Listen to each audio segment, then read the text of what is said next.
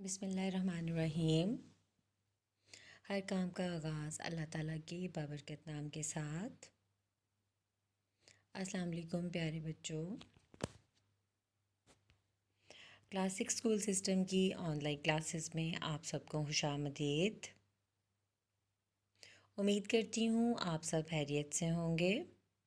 اللہ تعالیٰ آپ سب کو اپنی حفاظت میں رکھے، آمین۔ پیارے بچوں، چلتے ہیں ہم آج کے اپنے عنوان کی طرف۔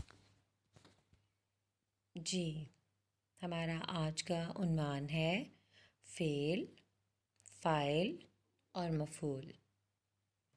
جیسا کہ آپ لوگ فاعل اور فعل کے بارے میں ہمارے پہلے سبق میں بھی پڑھ چکے ہیں، لیکن آج مفعول کے ساتھ چونکہ اس کی مطابقت ہے تو ہم اس کو دہرائیں گے۔ آج ہم فاعل اور فعل کی بھی دہرائی کریں گے اور مفعول کے بارے میں بھی جانیں گے کہ مفعول آخر کیا ہے۔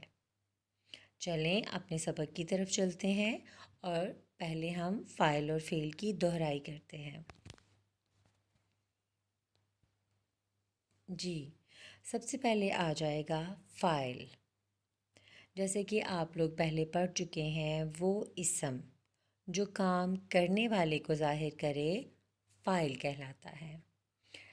مثال کے طور پہ امی کھانا پکا رہی ہیں، ابو اخبار پڑھ رہے ہیں، احمد کتاب پڑھ رہا ہے، مالی پودوں کو پانی دے رہا ہے۔ اب ان تمام فقرات میں جو کام کرنے والا بندہ ہے، جیسے کہ امی، ابو، احمد، مالی، یہ سب کیا ہیں؟ فاعل ہیں۔ اب ہم دیکھتے ہیں فعل کو۔ جس میں کسی کام کا کرنا یا ہونا پایا جائے فعل کہلاتا ہے۔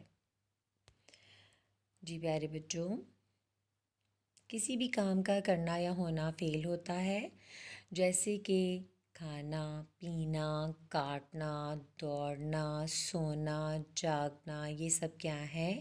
یہ سب فعل ہیں۔ اب ہم دیکھتے ہیں مفعول کو۔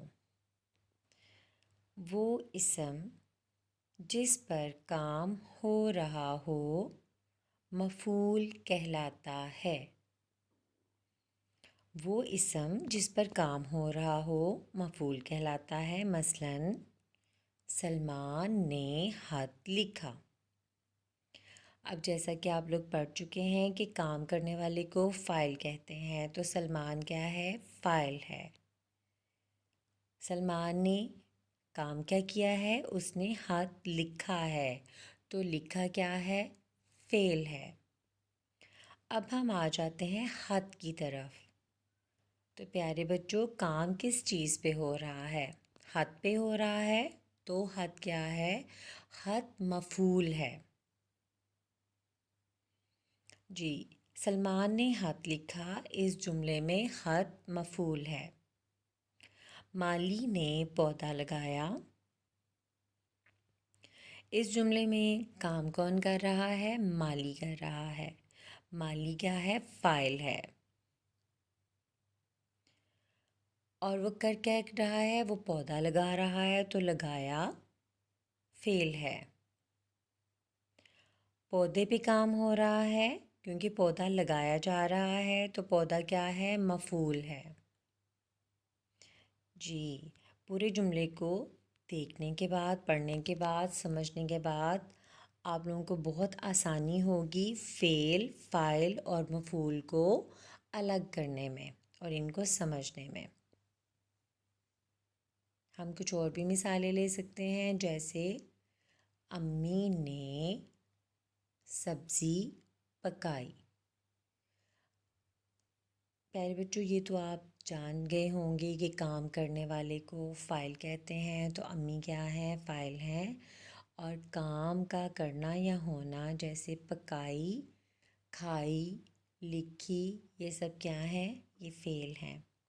اور امی پکا کیا رہی ہیں؟ سبزی پکا رہی ہیں، تو سبزی کیا ہے؟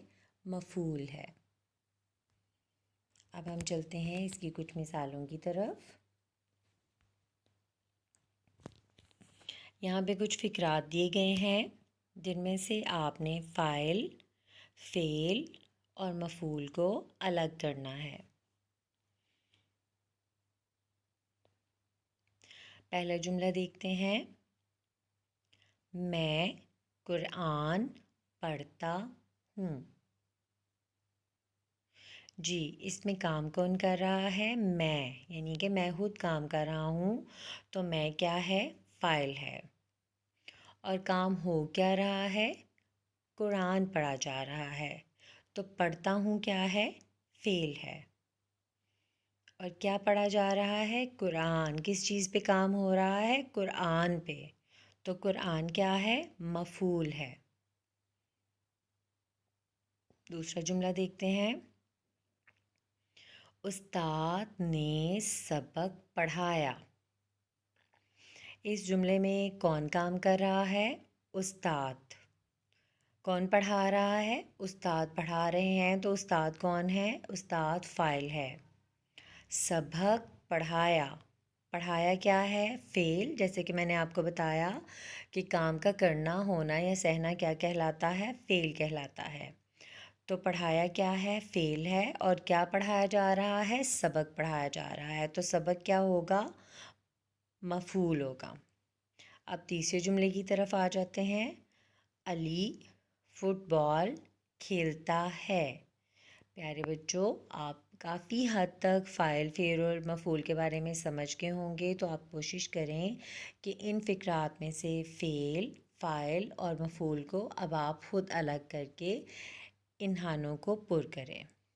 علی فٹ بال کھیلتا ہے، اس میں دیکھیں کہ کام کون کر رہا ہے، کیا کام کر رہا ہے اور کس چیز پہ کام ہو رہا ہے، اور آپ ان کو ان کے جو مناسب خانے ہیں وہاں پہ لکھتے ہیں۔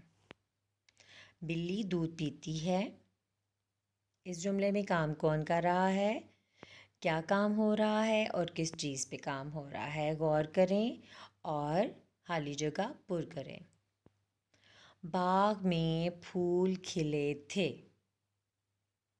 اب دیکھیں، باغ میں پھول کھلے تھے، کہاں پہ پھول کھلے تھے، کیا کھلے تھے، یہ سب آپ نے فاعل، فعل اور مفعول کے خانوں میں لکھ دینا ہے۔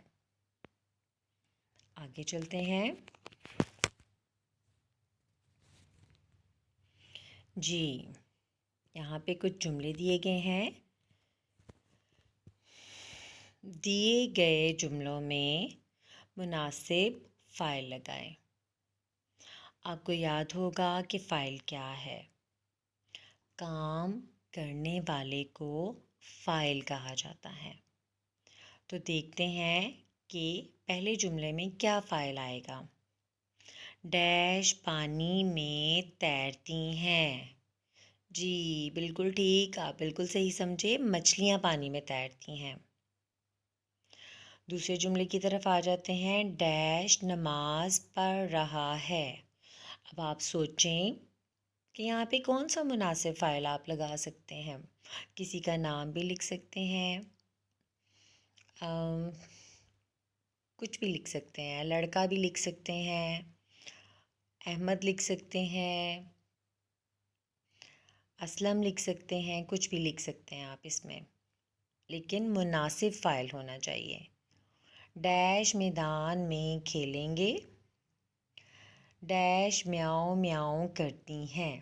اب اس بات کا خیال رکھنا ہے کہ میاؤں میاؤں کون کرتا ہے، یہ آواز کس کی ہے۔ اب آ جاتے ہیں اپنی اگلی مشق کی طرف، مناسب فعل لگا کر جملے مکمل کریں۔ پیارے بچوں، پہلے میں ہم لوگوں نے فاعل کا استعمال کرنا ہے اور دوسری خالی جگہ میں ہم لوگوں نے مناسب فعل کا استعمال کرنا ہے۔ اب فعل کیا ہے، یہ تو آپ سب کو اب یقیناً اس کے بارے میں پتہ چل گیا ہوگا کہ کسی بھی کام کا کرنا، ہونا یا سہنا فعل کہلاتا ہے۔ تو بکریوں نے گھاس ڈیش، بکریوں نے گھاس کیا کی، انہوں نے گھاس کھائی یا چری۔ اب دوسری خالی جگہ کی طرف آ جاتے ہیں، جس حسن نے کھانا ڈیش، حسن نے کھانا ڈیش۔ اب دیکھیں کہ حسن نے کھانے کا کیا کیا؟ مناسب فعل لگائیں یہاں پہ۔ عائشہ نے نماز ڈیش، امی کھانا پکا ڈیش۔ جی جناب، اب ہم چلتے ہیں اپنی اگلی مشق کی طرف۔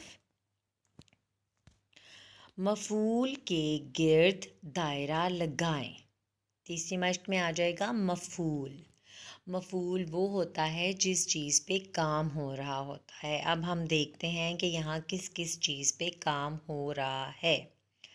لڑکی نے خط لکھا۔ اب دیکھیں گے کہ اس جملے میں کس چیز پہ کام ہو رہا ہے۔ یہاں پہ مفعول کیا ہے اور آپ اس کے گرد دائرہ لگا دیں گے۔ استانی نے کہانی سنائی۔ جی پیارے بچوں، اس دوسرے جملے میں آپ نے مفعول کے گرد دائرہ لگانا ہے اور دیکھنا ہے کہ کس چیز پہ کام ہو رہا ہے، کیا چیز سنائی جا رہی ہے۔ میں اسکول جا رہا ہوں۔ جی بہت آسان ہے۔ اس تیسرے جملے میں مفعول کے گرد دائرہ لگانا ہے آپ لوگوں نے۔ آپ سمجھ گئے ہوں گے کہ اس تیسرے جملے میں مفعول کیا ہے۔ جی پیارے بچوں، امید کرتی ہوں کہ آپ سب لوگ فعل، فاعل اور مفعول کے بارے میں بہت کچھ جان گئے ہوں گے۔ آپ کافی کچھ سمجھ گئے ہوں گے ماشاءاللہ۔ آپ اس ایکسرسائز کو، اس تمام حالی جگہ کو حل کرنے کی کوشش کیجیے گا، اور اگر آپ کو کوئی بھی پرابلم ہوتا ہے تو آپ لوگ اس کی تعریف ضرور دیکھ لیجیے گا، اس کو دہرا لیجیے گا، آپ کو فوراً یاد آ جائے گا۔ اللہ تعالیٰ آپ سب کو اپنی حفاظت میں رکھے۔